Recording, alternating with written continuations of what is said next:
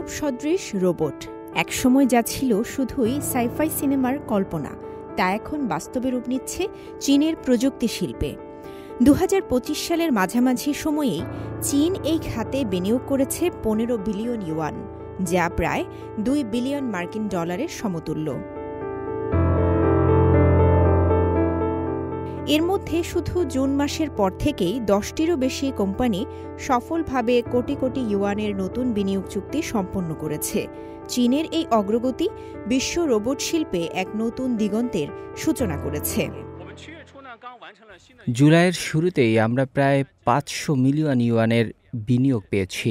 এর বেশিরভাগই ব্যয় করা হচ্ছে মানবকৃত রোবটের গবেষণা, কোয়াড্রুপেড রোবটের উৎপাদন এবং দক্ষ কর্মী নিয়োগে। একের পর এক বেসরকারি বিনিয়োগের পাশাপাশি স্থানীয় সরকারগুলোও প্রযুক্তি খাতে গঠন করছে বিশেষ তহবিল। মানবাকৃতি রোবট শিল্পের অগ্রগতিকে আরও বেগবান করতে সরকারি বেসরকারি অংশীদারিত্বে গড়ে উঠছে নতুন নতুন ইন্ডাস্ট্রিয়াল জোন। এই সম্মিলিত প্রচেষ্টা চীনের প্রযুক্তি খাতে এক নতুন বিপ্লবের বার্তা দিচ্ছে। শুধু এবছরই কৃত্রিম বুদ্ধিমত্তা ও এমবেডেড ইন্টেলিজেন্স খাতে শতাধিক কোম্পানিতে বিনিয়োগ করা হয়েছে। এর ২০% ছিল সরাসরি আমাদের পক্ষ থেকে, প্রায় ১ বিলিয়ন ইউয়ান।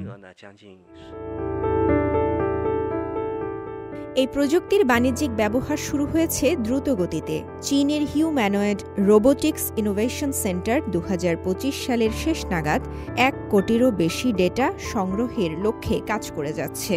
এই বছর এখন পর্যন্ত চীনে এই খাতে সম্পন্ন হয়েছে ১০৮টি বিনিয়োগ ও ফাইন্যান্সিং রাউন্ড। একই সঙ্গে যুক্ত হয়েছে ৪১,০০০-এরও বেশি নতুন আবিষ্কারের পেটেন্ট, যা এই শিল্পের অগ্রগতিকে আরও গতিময় করে তুলছে। আমরা মনে করি আগামী ৩ বছরের মধ্যে এই রোবটগুলো সুপারমার্কেট, ব্যাংকের মতো পরিষেবা খাতে কাজে লাগানো যাবে। শিল্প খাতের অনেক সীমাবদ্ধতাও কাটিয়ে উঠবে এই প্রযুক্তি। প্রযুক্তির এই পরিবর্তন দিন দিন মানুষের জীবনধারাকে আমূল বদলে দিচ্ছে।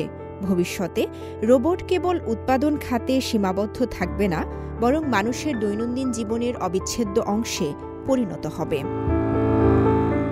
চীনের এই বিপুল বিনিয়োগ ও গবেষণার অগ্রগতি যেন বদলে যাওয়া ভবিষ্যতেরই এক স্পষ্ট ইঙ্গিত বহন করছে।